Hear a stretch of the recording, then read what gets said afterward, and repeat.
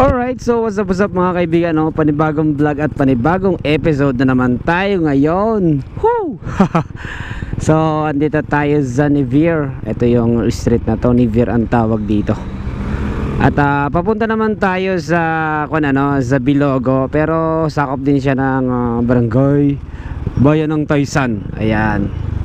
Barangay Bilogo. Medyo malayo-layo din 'yon. So magkikita kami ni Sir Worley at siya yung partner ko. Ganun lang din yung buhay ko rito.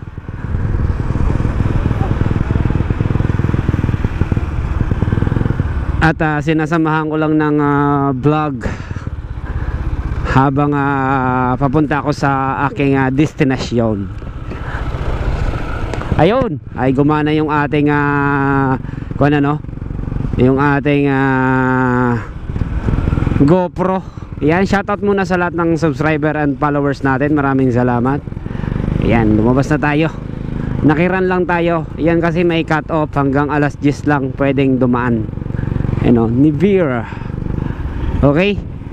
Ihintayin ko lang siya dito sa may Petron. May Petron kasi dito. Ang oras na yung pagkikita ay alas 5.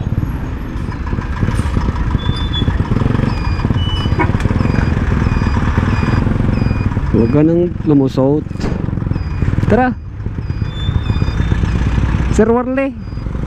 Ay, shoutout kay Sir Worley. Napaka-pogi ng motor. Napaka-pogi pati niyan.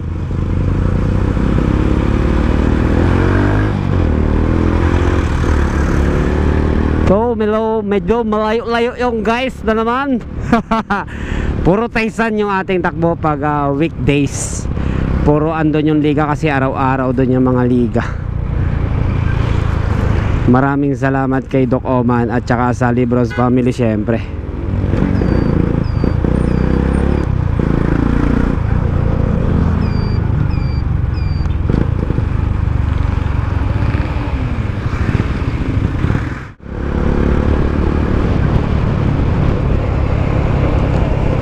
Okay, so nga pala nag-order ako sa Shopee, gawa ng luma na yung aking sa may throttle, yung grip. Ito yan. So ang pangalan ng kanyang brand ay Mokoto. Ayan, Mokoto. Kabilaan yan guys, para hindi mangala yung ating pagdadrive at nakaka-relax ng konti. Itong nakasapaw kasi siya. Ayan, shoutout sa may gumawa nito. Napakaganda kasi nagustuhan ko. Gawa na yung pinakang grip niya matigas, tsaka ang tawag doon, talaga nakaklam siya ng todo. So siguro sa una lang, bandang huli titingnan ko kung ganun pa rin. So yun lang naman yung aking napansin, talagang masikip. Kasi meron ako nabibiling medyo mas mura dito. Parang lang din naman to, mura lang din naman, wala pang 50 pesos na order ko. So ito is maganda yung pagkakagrip niya. Tsaka ayun, ang ganda, hindi siya maluwag. Kasi yung iba pag ginanon mo, nilagay mo, maluwag siya. Pag mag-grip, pag mag-throttle ka, umuus-us. So yan, shoutout sa Mokoto. Yan. Okay, alam ko marami nang bumili nito. At saka maganda yung kanyang feedback sa Shopee.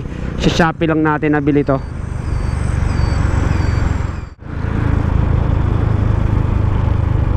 Ganda nung asfalto. Pogi ng motor. Okay, so andyan na nga, binabaybay na namin ni Sir Worley. Yung papuntang Taysan na naman. So balikan to ay parang nasa 56 km. Parang ganun yung estimated ko. Medyo malayo-layo. Kumukonsumo tayo ng almost 2.5 liters na gasolina dito kay Astig Smash. Gawa ng medyo mataas at malakas sa konsumo itong ating motor. Itong ating siguro ay sa carb o sa piston. Kailangan na i-tune up siguro ito.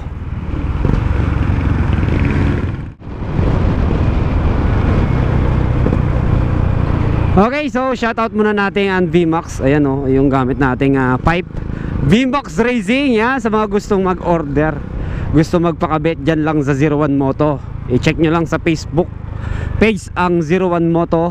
Ayan, makita nyo yan. Medyo may 4 na branch. Meron sa Cubao, sa Fairview, sa Service Road, dyan sa may kwan ba? Sukat ba yun? Nakakasakop doon. Parang doon, kung hindi ako nagkakamali. At saan pa yung isa? Ayun, siguro ay 3-4. Okay, and syempre sa helmet na ginagamit natin ang Monkey Mike Moto Gear. Ayan o, yung nakadikit na sticker dyan sa ating box. Yan, maraming salamat. Medyo matagal na rin tong ating helmet, kaya kailangan ay palta na ng visor. Yung pinakang visor natin ay napunggal na. Syempre sa katagalan ang gamit ay nasisira yan.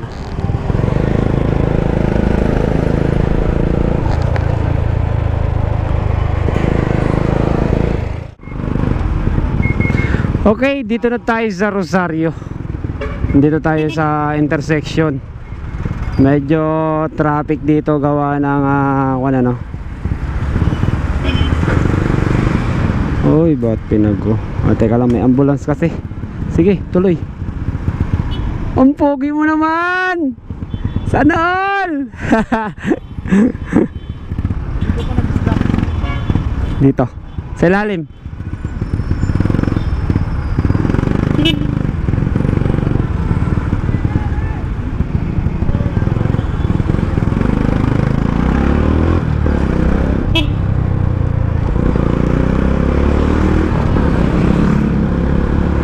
Medyo traffic lang dun guys. Sa ako na yon, intersection kasi yun eh. Maraming dumadaan, papuntang Ibaan, papuntang Taysan, galing doon sa may Padre Garcia. Yung papunta doon sa kaliwa, Padre Garcia, papuntang Ibaan ata itong kanan, tapos papuntang Taysan. Yun yung mga way. Talagang isang intersection lang yan. Yan lahat dumadaan.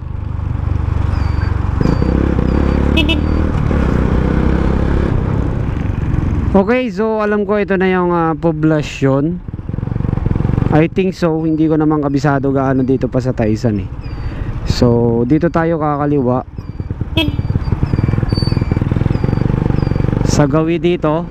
Tapos yung panghayaan kasi dito yan, kakaliwa yung panghayaan dyan, tapos kakanan dun sa may kantoron. So thank you. Dito ang Bilogo sa way na to. Ayan, papasok to guys. Medyo malayo-layo rin. Siguro ay 4 to 5 kilometers ba simula dito, kung hindi ako nagkakamali. Ayan. So shout out sa lahat ng mga taga Bilogo. Ayan, Barangay Bilogo dito sa Bayan ng Taysan. May cemetery pala sila dito. Yun o, sarap mag-rides dito guys. Kaso medyo nakapunta na kasi ako dito eh, dun sa Kwanay, sa gawi dun, banda ron, medyo hindi kagandahan yung daan, gawa ng medyo malubak, may kaunting sira yung mga kalsada. Sana ay mabigyan pansin ano, para iwas disgrasya sa mga katulad naming rider ano. Dito medyo okay pa dito yung kalsada, pero pagdating mo doon banda sa dulo, medyo may mga sira-sira. Sana ay mabigyan ng tunang pansin ng DPWH yan, yung daan dyan. Ang delikado yung mga aso, dapat sana nakatali kasi pwedeng biglang tumakbo ay makakadisgrasya ng mga kapwa motorista. So dadaan tayo sa may tulay. Ito yung sinasabi ko sa inyo guys, oh, medyo sira-sira yung daan, kaya iba yung pag-iingat lang ang kailangan. May mga sira-sirang daan, gawa na natatanggal siguro yung asfalto.